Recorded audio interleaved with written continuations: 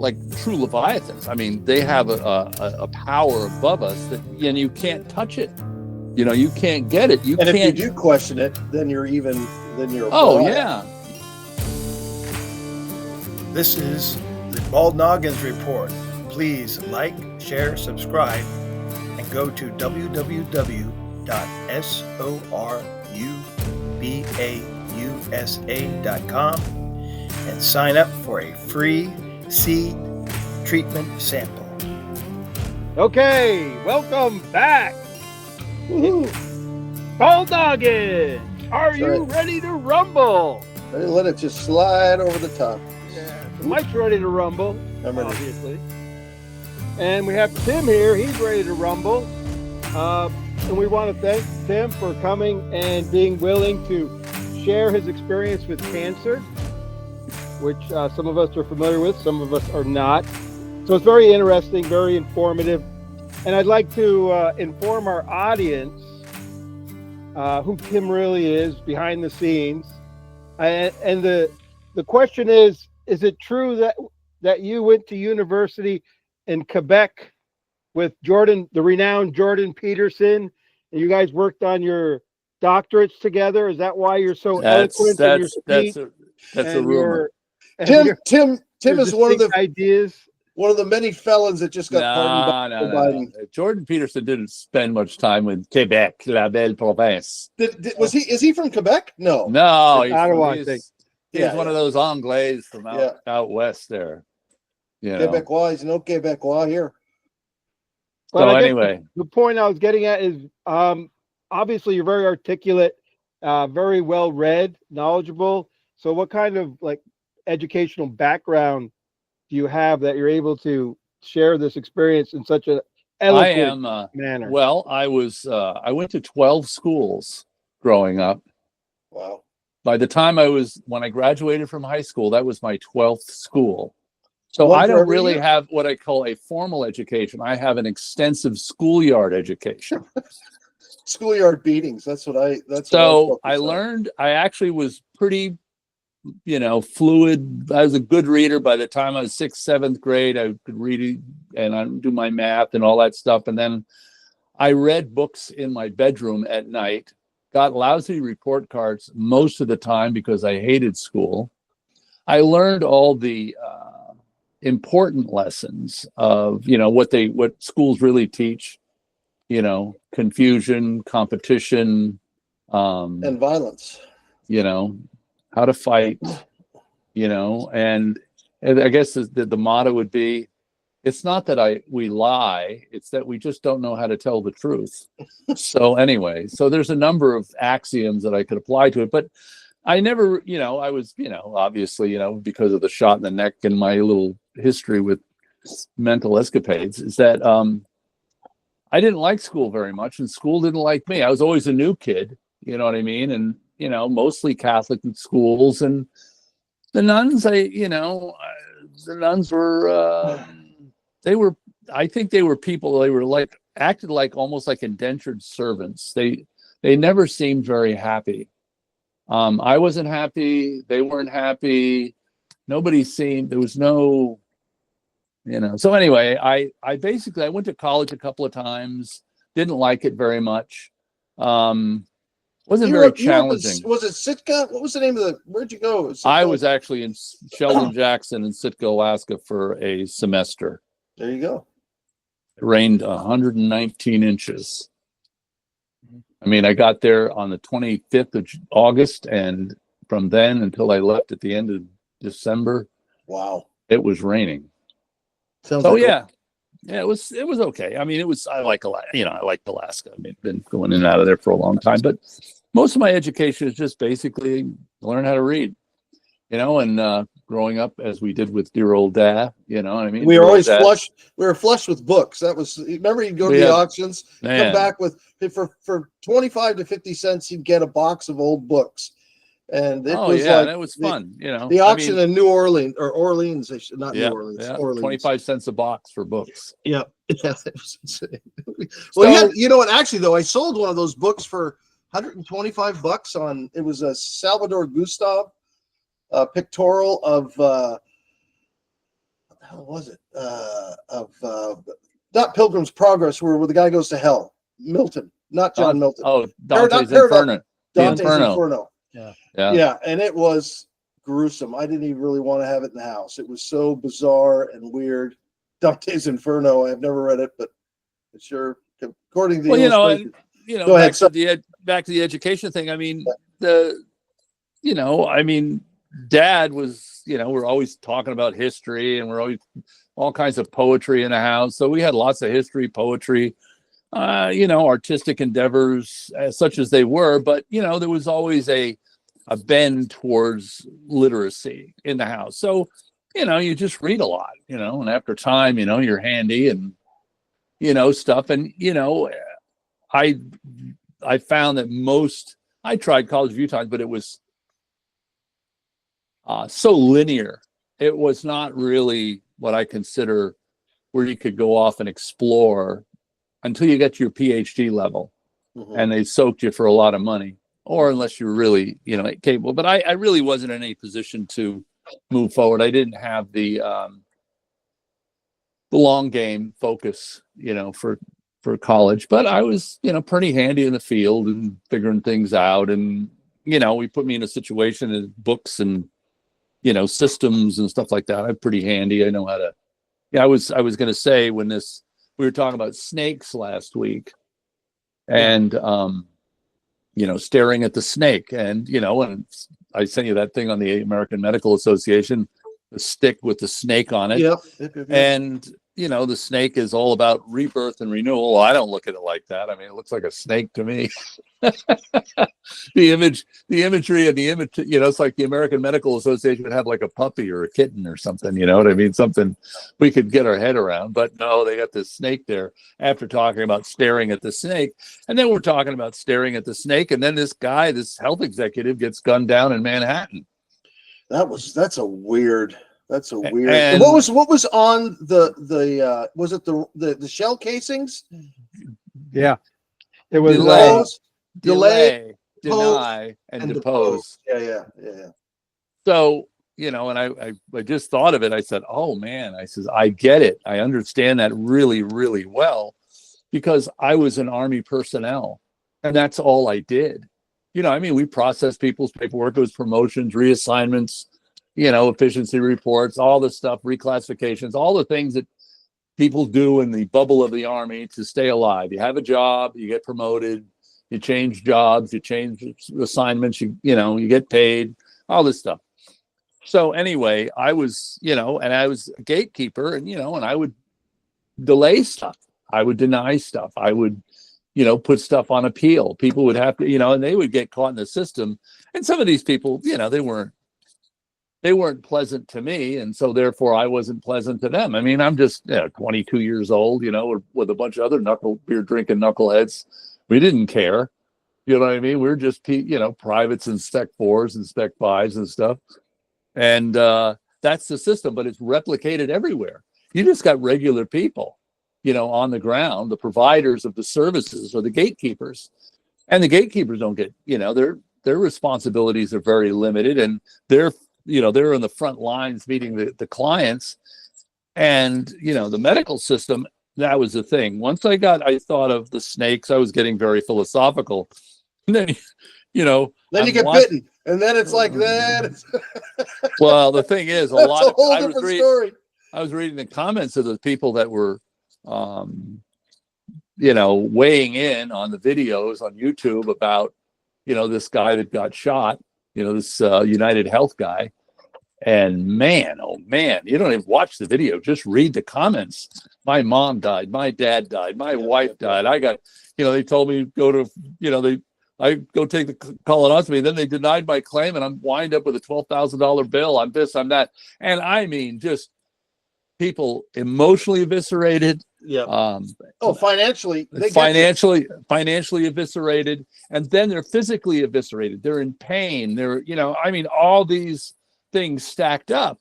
And this guy's assassination, it's like turning the stadium lights on, and all of a sudden all the rats are running, and suddenly it's like, oh, we really can't do that anymore. And then you think about they've got all these, it's just so gloriously complex because the relationship between the hospitals and the frontline providers and those people in wherever they're, Kansas City or Tallahassee or wherever they are, far, far away, but they're cutting the checks. Yeah. You know what I mean? So you got the people on the front lines who are trying to get these things approved, but you got somebody upstream going, no, no, no, no. Yeah. And I mean, this one United Healthcare, the number was they denied 32% of the claims. Wow. That's a lot. That's 1 out of every 3 people. No, that's And a it's lot of kind people. Interesting, having previous experience in law enforcement, special operations. To me, the guy that did it, it seems like he covered his face, but you know what? I think he almost wants to get caught. He just wants to delay the capture. I think he has a story he really wants to tell, and killing this guy was an opportunity for him to share how serious whatever situation he's in. I guess we'll be finding out soon. I'm sure they're going to round him up here pretty quick. Well, they have a picture, but they're not even sure that the picture of the guy that they have is the right guy, right? Right.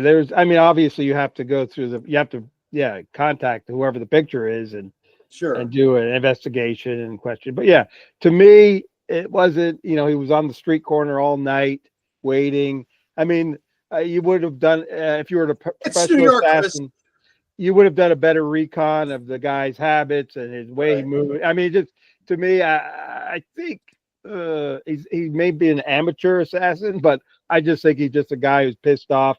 Family member died. He's stuck with a big bill. Insurance claim denied. That's what I think. I don't know. I'm just guessing. And Tim's talking about all those comments people are leaving about that situation and how it relates to them and their situation, which is almost like the floodgates have been opened. I mean, that's what I foresee is just now it's really going to become a more massive story. Just all these come forward. There is a certain element to this that people's lives are on the line, obviously. So when you get to these complicated medical, like here you got Tim here who's got cancer. I mean, if you're depending on a system that you paid into to somehow, they're trying to make money. They're not, so their whole shtick is like, well, we got to make a buck. Well, it's like, took my money.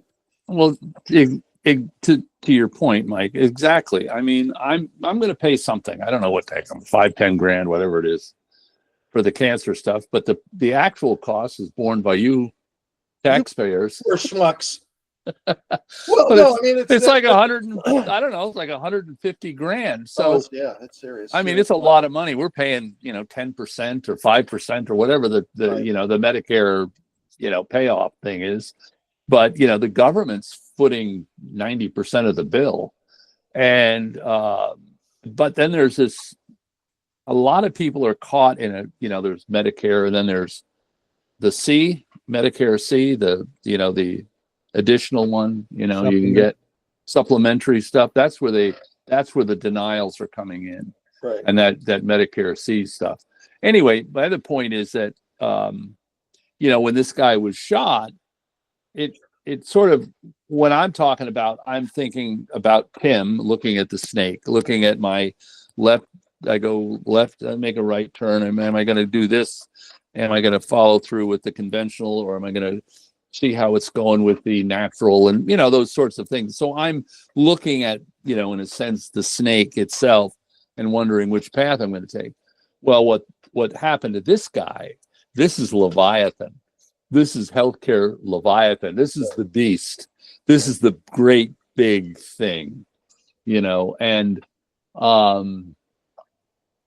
I guess my point is that, when I start thinking about evil and, I just can't, when I had my big epiphany, the problem with the world is me, but also sort of moving the idea of what constitutes evil into something that is kind of much more spiritual in nature.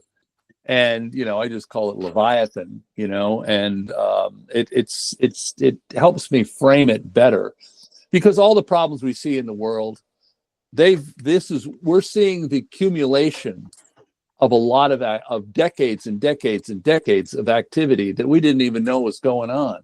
It's like this big surprise. And basically when we see evil, it's already gone and moved down the road 10 years. Yeah. In a way, you know what I mean? It's not like we can frame it and attack it in certain ways. I mean, you know, people are making valiant attempts, but my thoughts is that these, you know, these tactics and strategies used by quote unquote Leviathan are really, on one level, it's so shape shifty, you can't ever see it. You know what I mean? It's just like everybody's wearing a suit, everybody's an overachiever, they all got PhDs, they all look good, they're all, you know, everybody looks, you know.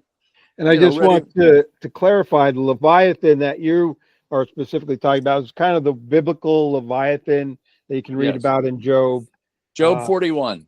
Job 41 is the Leviathan I'm talking about. And it's, and in a sense, in there, it's like you can't handle Leviathan.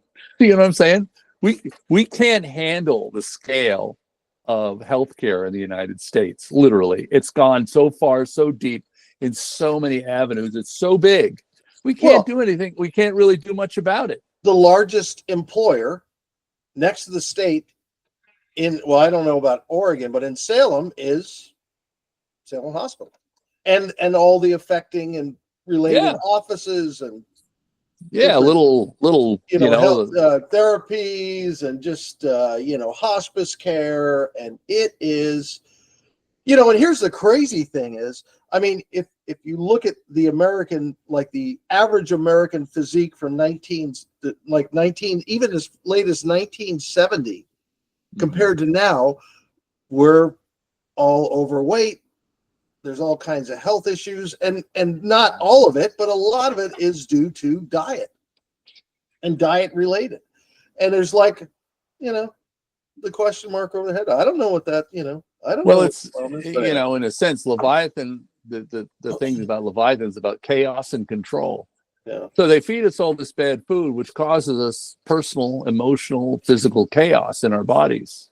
We're overweight, we're diabetic, we're can't sleep. We can't stay awake.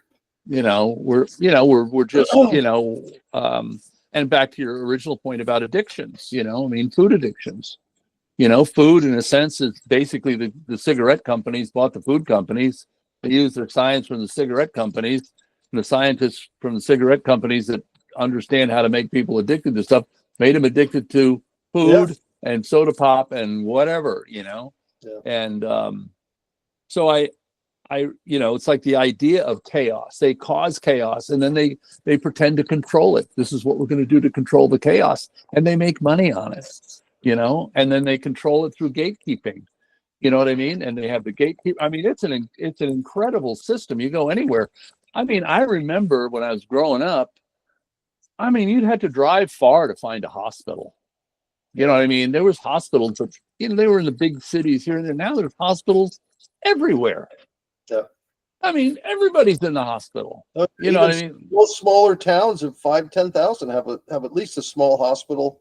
Yeah. So it's like there was a change in the 70s from more of a localized thing now to these gigantic behemoths, you know, over time. And, you know, just the whole thing of policy and compliance and all the rules and regulations and all the laws that they've been able to enact over time in terms of no liability. You know, they don't have any liability anymore. So they, you know, and why not get everybody going to the hospital? And it doesn't cost you anything. You know, if you don't have any liability, that means you really can't be sued.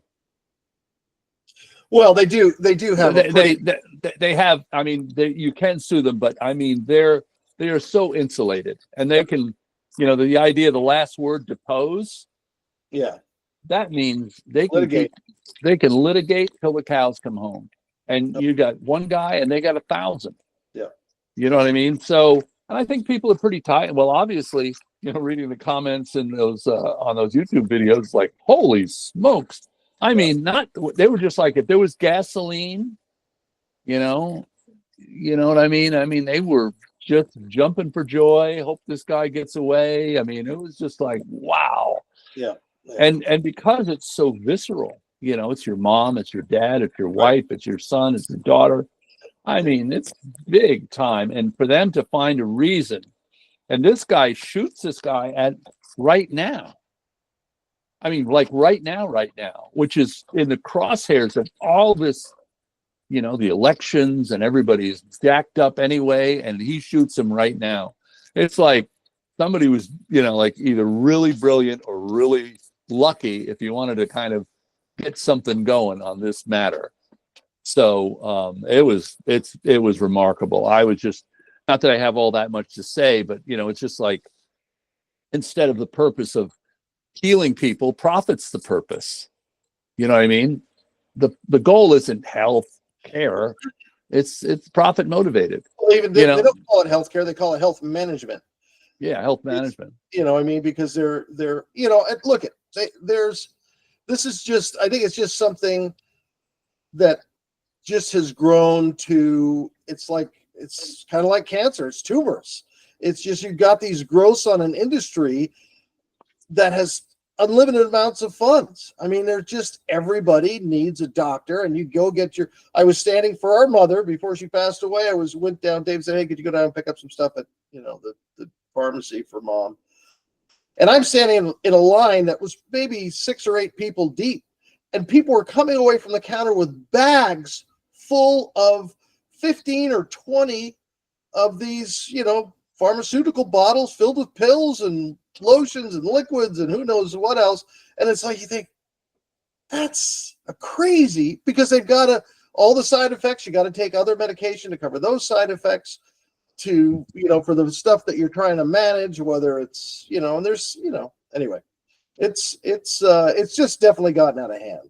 And it's not like the people.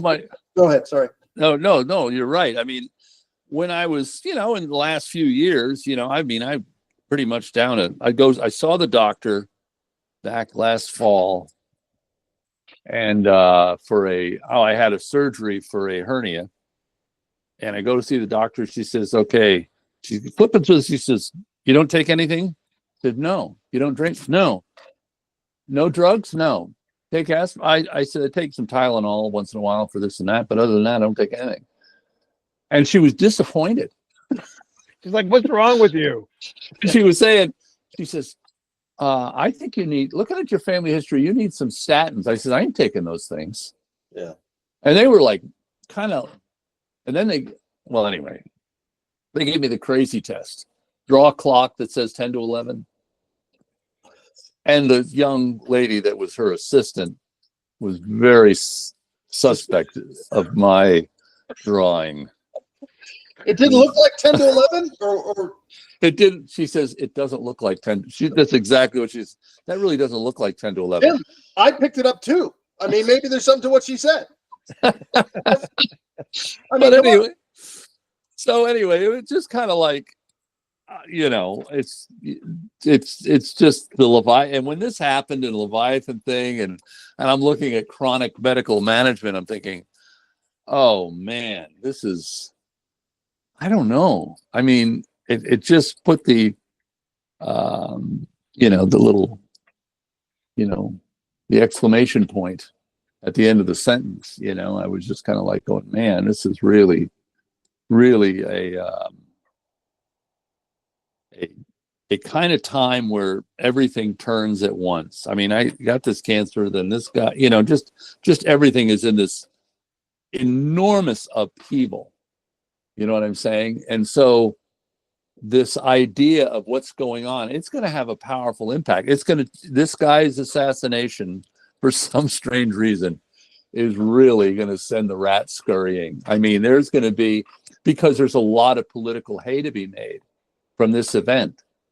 These guys, they're going to start pairing these things up, and they're going to start investigating all these claims, and they're going to just go through that thing like a D9 caterpillar.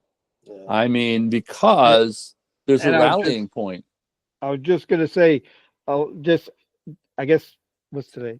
Just yesterday, a court ruled that Pfizer has to release all its testing documents they did for the COVID vaccine, which Pfizer tried to suppress it for 75 years, but the court said, no, you can't. So now they've been ordered to release all this information. And So those that's days, going to be interesting. and I think is, even the stuff I'm doing now, it's just like, I mean, my mind is changing. And I was going to say, one of the issues that I had, I was telling Chris this morning a little bit, but, just the idea that my body, is going through stuff, and I'm going through stuff mentally, emotionally, this and that, because your body is out of whack, and you're trying to save yourself.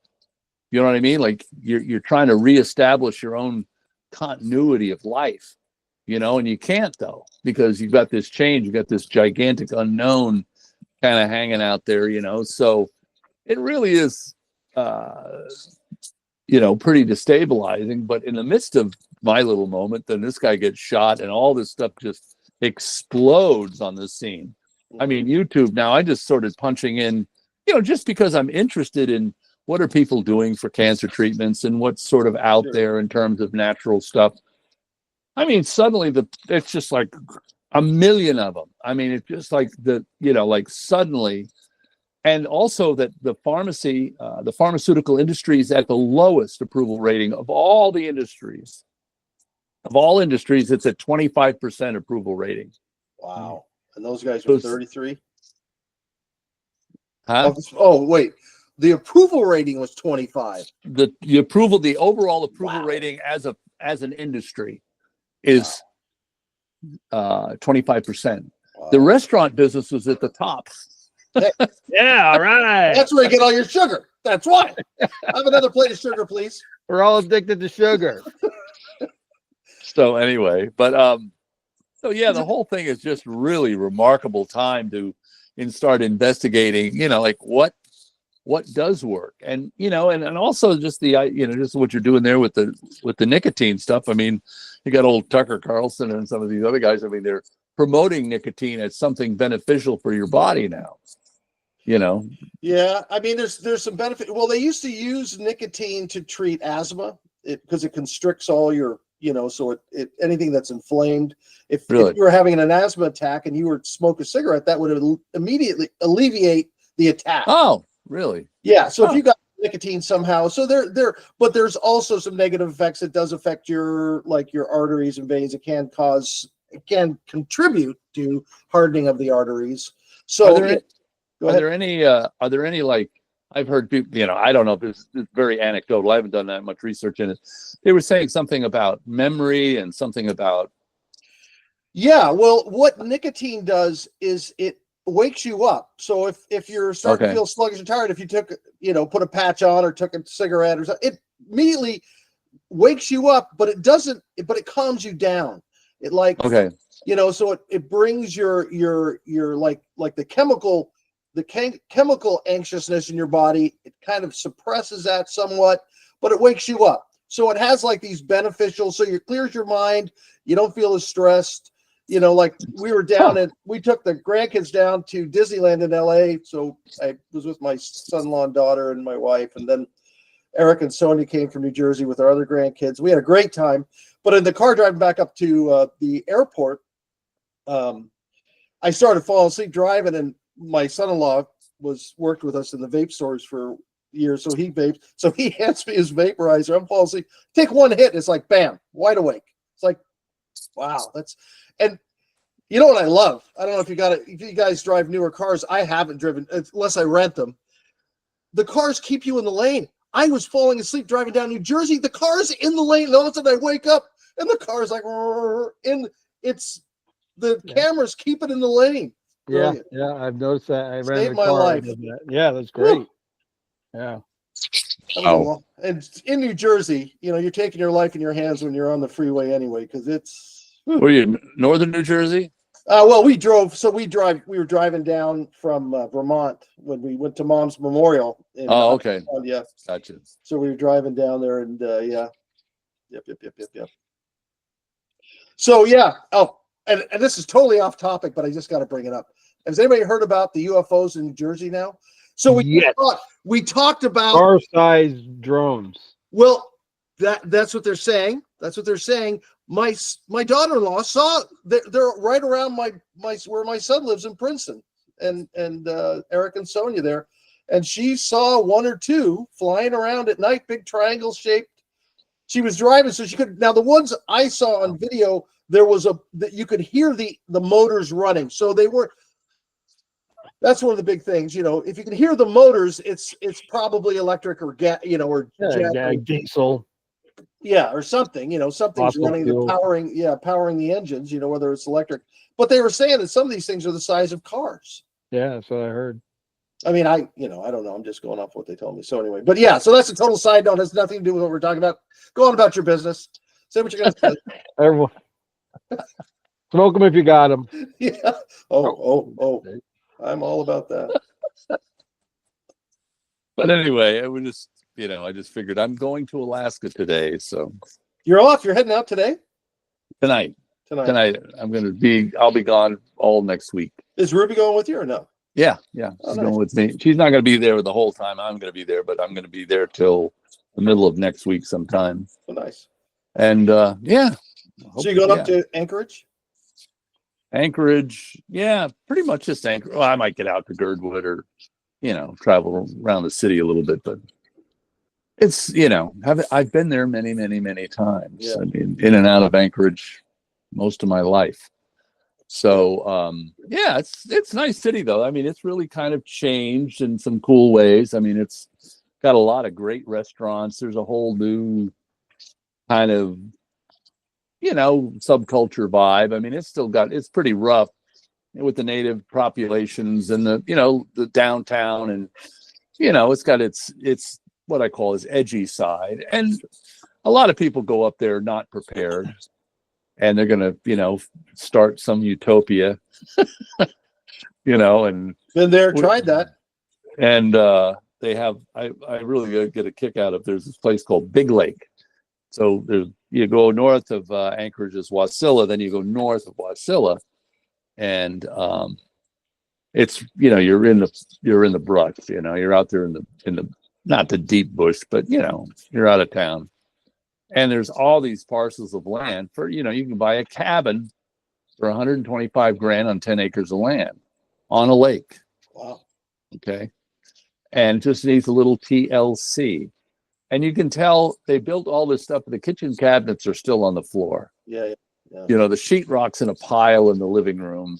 And it's just like, the hell with this. We're out of here. Whether the mosquitoes chased them away or they just went crazy trying to. I was going to say, that's not a lake you're looking at. That's a mosquito breeding program they got going there.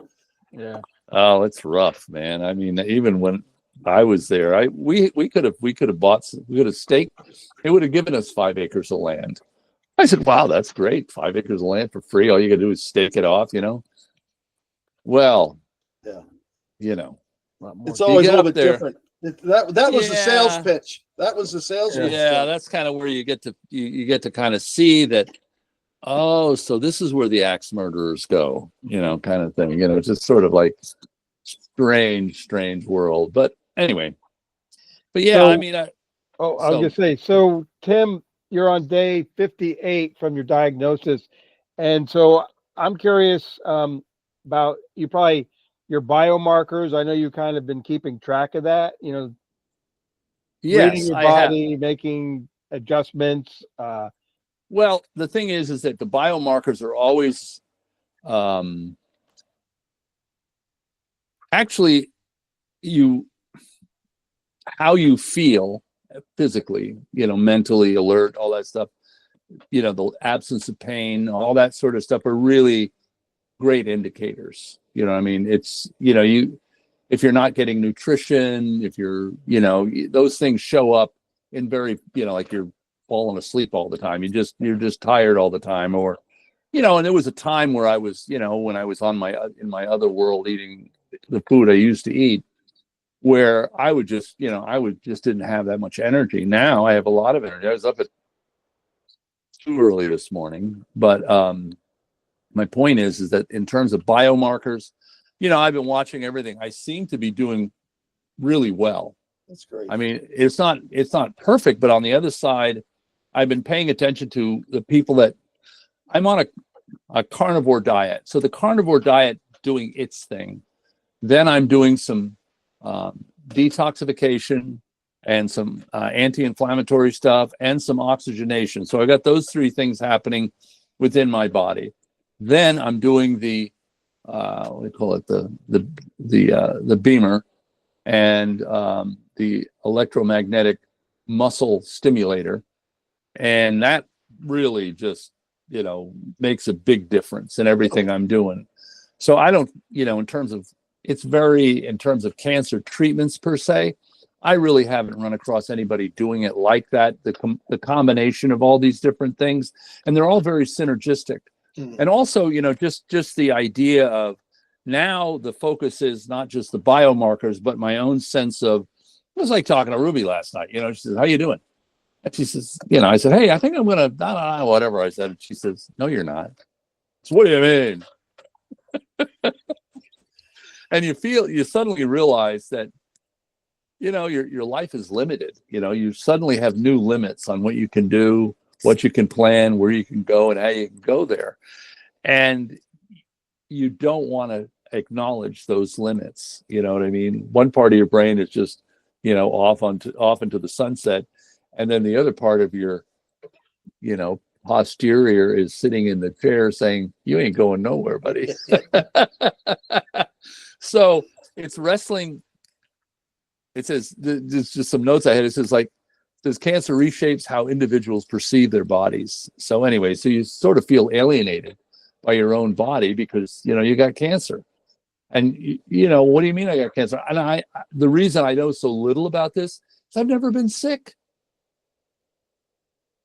in my whole life. You know what I mean? I've never really been, I've had a daughter that was sick, and had some stuff, and I was not marginally, I was engaged in that, but it wasn't me. You know what I mean? It was always objective.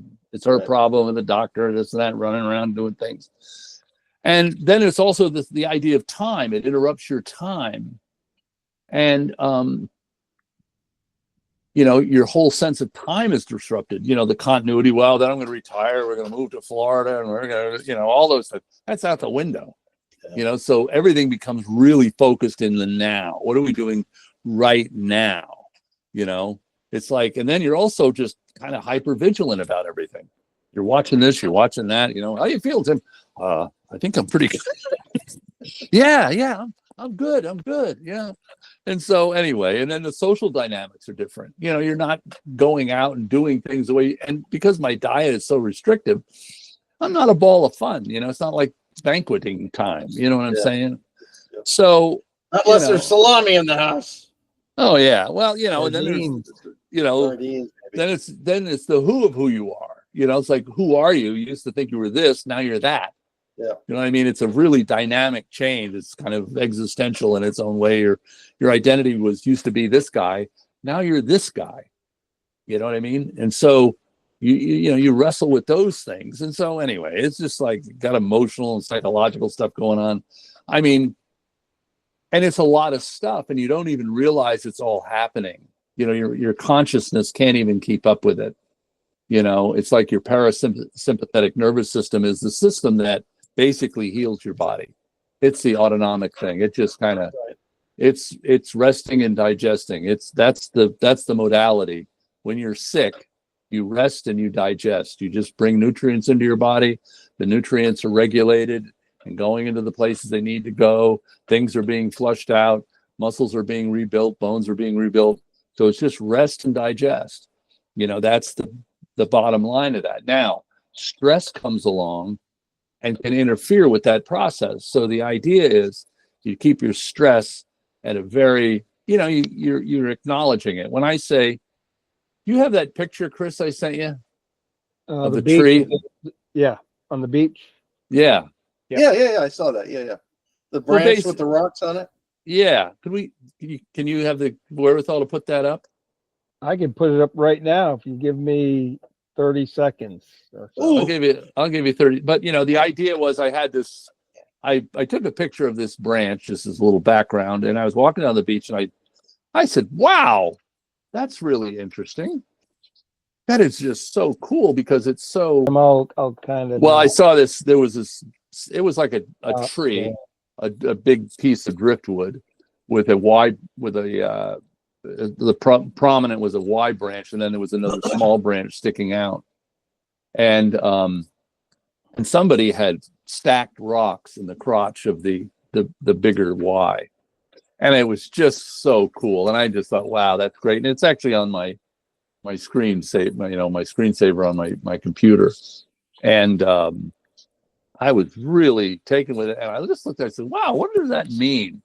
It's like the meaning of that branch. And suddenly the other day I got it. It's like the Thomas Merton, the feng shui of the moment, the Chinese meaning, the Chinese wisdom that was embodied in that little act of stacking it's so deep, up. I don't get it. So But when our technician, when Tech gets the There. picture up. You see it? Nope. Oh.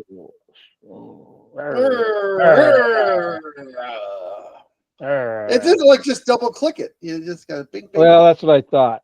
That's what I've done before. But now, Oh, here we go. Oh, up! It's coming up. There it is. Whoa. Okay. Zoom it a bit. So zoom it in a little. Zoom it out this way. There. If you can make it bigger, that'd be better.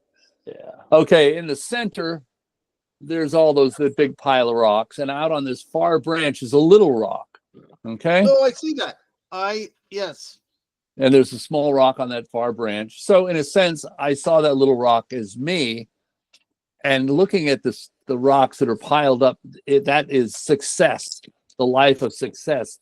And what I wanted, quote unquote, God to do is take me from that little branch on the end and put me on top of that pile as a sign of as a sign of success.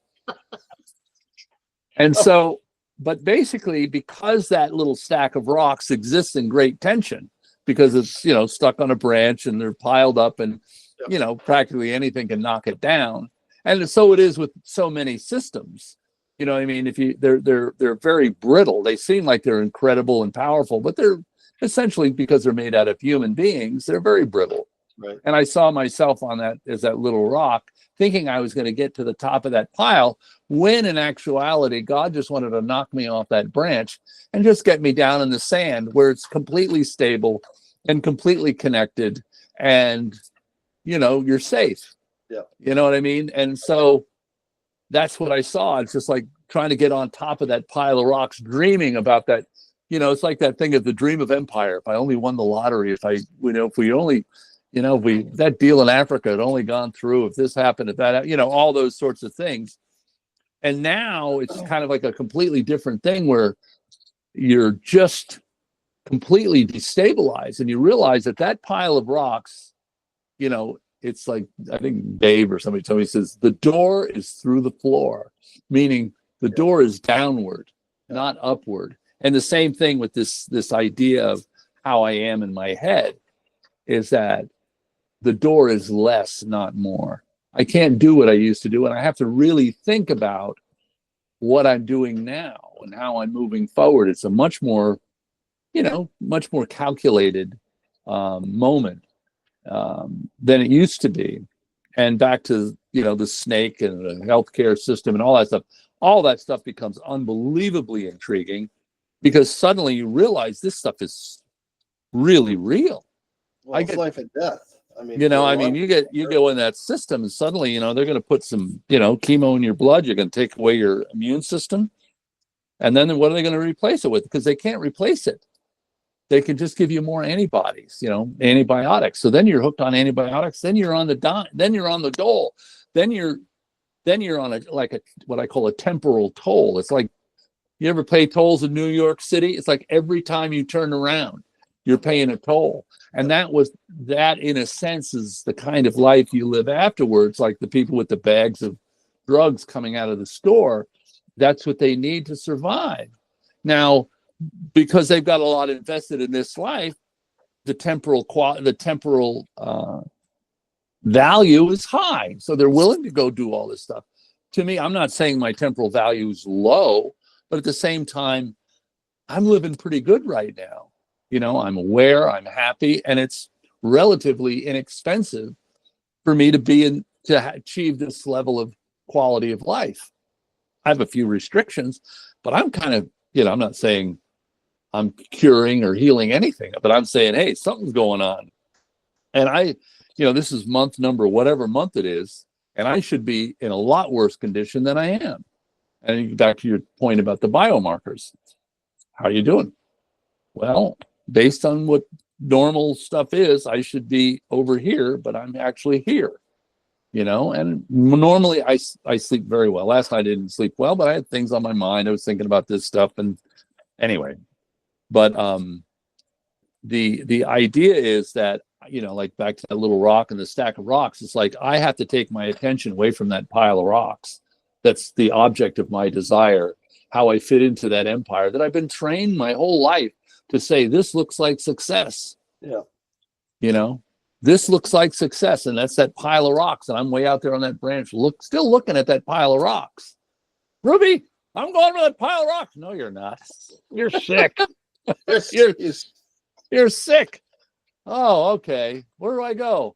Down into, and she's telling me, literally, Tim, go for a walk on the beach. So I'm literally in the sand like that little rock, just like I got to fall off that branch and take and release the tension. Because even being on that branches, there's a certain amount of tension, there's a certain amount of balance to stay up that high, to see yourself in those moments, where you think you can still achieve certain things.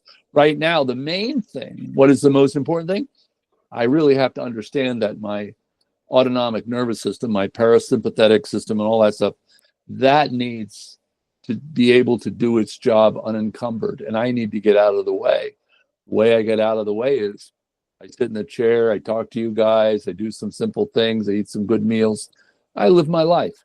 You know what I mean? But I don't engage in anything tomfoolery. Well, like that motorcycle I'm going to buy. Travel the world. Yeah. That KLR 650. Or that the BMW F650, or the F800. Good way. That'll cure a lot of your problems. You go off the road with one of those, baby. The parts of me that are wounded need some. That's the other Beamer. Yeah. Buy yourself an electric bike. I was driving to coffee with the guys at the coffee shop the other morning, and I'm driving down Center Street here in town, and there's a guy on an electric bike, and I'm not going that fast. I'm doing 30, 35 down, Center Street. And this guy is like, whoa, flying by me, pedaling on his electric bike. I'm thinking, yeah, that'll kill you as quick as anything. I mean, not even going that fast, 35. I can't imagine, anyway. So we had to that point, we had a friend of ours. He was working at a spot, and this lady said, oh, you got to get one of these scooter things. Well, little skateboard, electric skate, not a skateboard. Oh, is that the one wheel thing where you? No, it was actually a scooter thing. So it had handles. Oh, right. The scooter with the handle, and that's on the skateboard. And she says, so she left work, was going around a corner in Lincoln City, and got hit by a mail truck, and that was the end of her. And a little scooter thing. Dude, I'll tell you what. Just like boom. That's the second time I've seen somebody on those electric things. Just because they're just fast and simple, and they're not even that fast. Very quiet. Well, the thing is 25 miles an hour, and you hit something that's going 40 miles an hour, you got a combined speed of a whopping 65 miles an hour. I mean, yeah, it's got catastrophic consequences for sure. Yeah. But anyway, all this stuff is endlessly, and the other side of the coin is that you get people in my condition that are highly anxious about the circumstances. It's very angry, very anxious, this and that. And then you throw in all the complications of the, say they go sideways with the healthcare system. They don't pay this, or they forgot that, or they didn't fill out the form right, or whatever goes on, and they get denied. Then, there was one group of people said they were denying people's claims for anesthesia in operations. Oh man. Well, that's so what, right? I mean, come on, a little anesthesia. Who needs anesthesia? That's overrated. Piece of leather in your teeth. Hey, you know what? I'll tell you what. When we were growing up in Rome, I used to go to this dentist, and he was remember the German guy? He's probably a Nazi. I kid you not. This guy, well, I missed a number of appointments because mom and dad say, hey, go to the doctor. And it was like, I'm going to school. It's like, yeah, I don't care. So I show up for a cavity. And this guy says, let's try it without Novocaine. Let me tell you, when they're drilling on your tooth, that Novocaine makes a big difference. You ever see the roll out of the chair? Yeah, you ever see the movie? Marathon Man. He goes, he drills through the front of his tooth, and he's sucking air through the tooth the whole time, and you can kind of hear the whistle as he's sucking air through his tooth. He goes to the dentist, and he drills Dustin Hoffman's tooth. He drills a hole through Dustin Hoffman's front tooth. Yeah, it's kind of not a very good dentist scene if you don't like dentists. Yeah. Well, my story, I had I was with Dad. I was there at the house, and I was cutting some beef. He had an end of a roast beef, and I had my hand like this, and I was cutting, trying to get, and the knife was, Dad loved to keep his knife sharp. It went right into the sides, right into here with the knife, just deep into that. And I just like, oh man, didn't hurt, but boy, it was deep, needed stitches. I called Dad up. So anyway, he gets home around, and I just kept it wrapped and, just stopped the bleeding. And he got home around 2:30, 3 o'clock. We go to the hospital in Pozzuoli.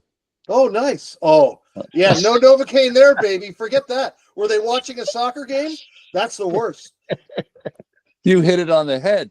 We go in there, there's people outside in their bathrobes on the stairs. It's like an old mansion. It's like an old mansion, like an old rundown mansion, like everybody's, you don't get the sense that it's any kind of institution at all. It's like somebody's house or something. And you go inside, and there's people with groceries, and there's, and they're, you're feeding, your grandpa up on room 5, and, just like, and doesn't seem to be any order, nobody in charge. Dad and I go in there, we're looking around, we can't find anybody. And Dad gets, gloriously pissed. How Dad, he could just get angry, start ordering everybody around. My father? Yes. Angry? Just a little. It's undiplomatic. So anyway, they were watching a soccer game. I had the whole staff is in there. Yep. All these white jacketed guys, and they put me in a room, sit me on this gurney. One of the guys, somebody passed and said, "You there, sit there." And I'm sitting there looking, and there's a guy next to me in this other gurney, and his jaw is split open. I don't know what happened to him. It's just like, and he's going, he's moaning and groaning. I'm just going like, you know what? This ain't that bad. We can make it. I'll go home and sew it myself. This is like really, man. So and you thought cancer was bad. Yeah. And then they finally get the guy out of there. The guy finally comes out, and he's kind of, he's still looking over his shoulder at the game. He looks at my hand, he's got my hand. He's kind of like, oh man. You know what? They must have had a franchise of hospitals like that, because I went to one of those in Rome. I was a bartender at the Falcon Club by Piazza Barberini. Anyway, Gazzardo was the DJ. I was the bartender, this little funky little nightclub. And so, I'm washing glasses. It's dark. You really can't see. And I put my hand, I pick up a glass, and I spin it, wash it. And of course it was broken. And it just, opened up one of my fingers pretty bad. So same thing. They rushed me to the hospital. We can't, and this is a hospital in Rome, big facility. We can't find, it's empty. And we're going down dark hallways because it's midnight. We're going down hallways, and we can hear a game, and we can hear people yell, and so we follow the noise down and go in. And the guy I was with, I can't remember, he was the owner of the bar, and they literally just said, well, they said, oh, look at your hand. One guy grabs my hand, he goes, hold still, and boop, boop, boop, boop, boop, 3, and it was like, and, yeah, just tighten that up. It was like, I would have. It wasn't that bad. I mean, that was the most painful part of it. Was having that guy. It was actually, I don't know. It was probably Lazio. It was probably whatever. It was Lazio. Lazio and Roma. Yeah. Yeah. Was Roma? Roma had a team too. Yeah, Roma and Lazio, big rivalry. Yeah. Oh man, I never knew what the hell was going on there. Well, the same thing with that guy, the exact same experience. I think it's like Italian medical school. Yeah. They make you sew people up while you're watching a game. He goes like this. It's like he sprayed some water on it. He goes, kind of like this. Next thing I know, he's got a needle and thread, and like he's sewing a shoe, some thread, not black. It's not black thread, and it's boom, boom, boom, and boom, boom, and I mean, I'm just I'm looking at the guy, and I'm like leaning over, and here's this guy over there. I won't say about, then they said, you need a tetanus shot. I said, well, give me one. They said, no, we don't do that here. I said, what? No tetanus here. So where do I get it? Go to first aid. So I go to first aid. We're going in downtown, wherever, Pozzuoli or, wherever we were there. And we stop, and there's a little, the little sign, and you go in there and you buy it. And I says, okay. And they hand me a needle, and they hand me a bottle of tetanus stuff, and I'm like, okay, that's another 1,500 lira if you want us to do it. Ooh, ouch! That's what, $2.50? Yeah, they're just hitting us hard. I'm just like, I'm not gonna, I'm not doing it. Yeah, Dad. So we go upstairs. I says, okay, well, where do I get to go over there? So I go upstairs, and there's these two nurses and a doctor, and the nurses look like they're trying out like they're extras for a B movie. They're both smoking cigarettes in the hallway, very sultry, good looking women, very, sitting there eyeing me, with their cigarettes, and I'm holding my needle and the little thing. And I says, what do I do with this? I'm in the office. So I go in the office. He goes, drop your pants.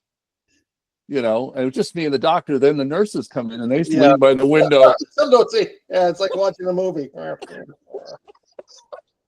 And I'm there lying over the thing. He gives me the shot, just like the whole thing was so wonderfully bizarre. Great story. But, it was just, so that's what we got to look forward to. That's the next level. I think this is a good place to close it out in terms of that's where we're headed, folks.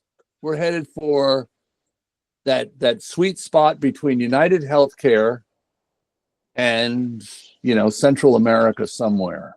Well, it works. That healthcare works great as long as you just have a cut. Something simple. Socialized medicine. I mean, all right.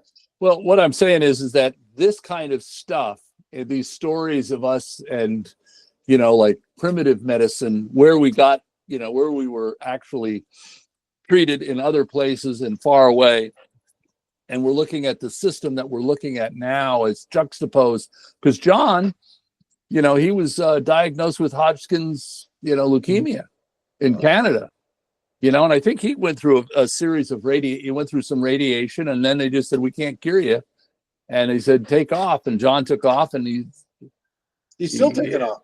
He's still taking off. He's, alive, 50 years, 60 years later, 50 years later. But my point is that, as we begin to think about what constitutes medical care, and the way that the system's rigged for money. And, you take the money factor out, there's downsides on both sides. I mean, socialized medicine, it is what it is, and it ain't much better. And there's always about the best of the best for the best. You know what I mean? That's always, people want their own special doctors for their own special things. And our medical system's done some pretty remarkable things. But what they, this last fiasco with the pandemic and just all the, it wasn't so much, just before the pandemic, I got 15 shots to go to Africa. However many it took, a bunch. I had to go to a specialist in Vancouver, Washington. And, it was like 9 shots, 10 shots, I don't know, like a lot. You get this big long list that goes in your passport, all the shots you've taken. And, no problem. But then when this thing happened with the pandemic, it was so strange. I never really experienced anything. And I think a lot of people, pro, con, here, there, this, that, just got like, we're in a state of shock. It was like this whole new governmental, we can do anything we want. Yeah. You know what I mean? Like this sense of, where they are in a way like true Leviathans. I mean, they have a power above us that, and you can't touch it. You know, you can't get it. You And can't. if you do question it, then you're a Oh pariah. yeah, you're a pariah. I mean, just the level of control and the sense Fear. of fear and loss of agency, and just this, and then suddenly they're saying, well, why, this back to this lady that was, the doctor that was examining me about a year ago. She was angry at me because I wasn't. She says, "Do you want this?" I said, "No." "You want that?" No. Well, how about this? No. It wasn't like, wow, you're doing pretty good. What are you doing? Like that. Interested in your being healthy. Yeah. You're not in the program. They want you in the program. You're not. You're not in the program. I got to fill in all these boxes. And I'm like, these people are. This is a little odd. But the one thing I did like about the Italian thing, I mean, it wasn't slick. But by golly, I don't have. I don't have a scar. Look good. We should cut it off. Chris is chomping at the bit. All right. All right, guys. We'll that talk will to be you our soon. new signal. I gotta go. All right, guys. All right. Fun. Adios, amigos. Thank you so much. We'll see you. Adios. All right, bye.